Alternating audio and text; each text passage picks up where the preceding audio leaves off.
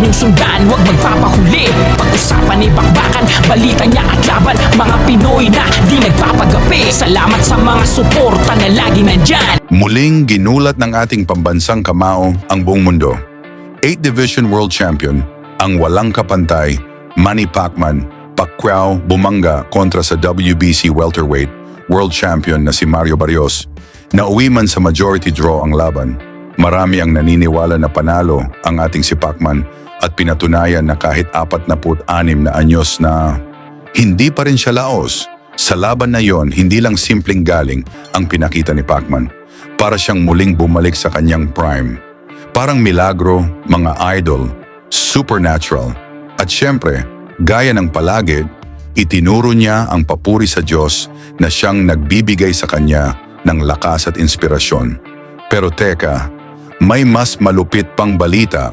Ayon sa Boxing Kingdom sa X platform at kinumpirma ng MP Promotions President na si Sean Gibbons, ang posibleng sunod laban ni Pacquiao ay pinag-uusapan na. At ito'y target ngayong Nobyembre at ang mga pangalan na pinagpipilian abay solid pareho. Una si Gervonta Tank Davis, ang undefeated KO artist, pound-for-pound superstar at isa sa pinakakinatatakutan sa boxing ngayon.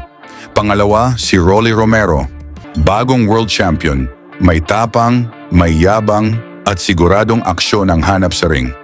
Remember mga idol, si Pacquiao ay mag-47 anyos na sa Disyembre, pero heto't humaharap pa rin sa mga batang leon ng boxing.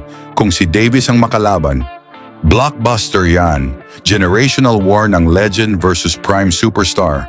Pero kung si Rolly Romero, siguradong puno ng aksyon at pwedeng knockout at mas mataas ang tsansang manalo si Pacman. Kaya tanong namin sa inyo mga tol, sino ang mas gusto niyong kaharapin ni Pacquiao sa kanyang sunod laban? Si Tank Davis ba o si Rolly Romero o rematch kay Barrios? Ilagay na lang sa baba ang inyong sagot.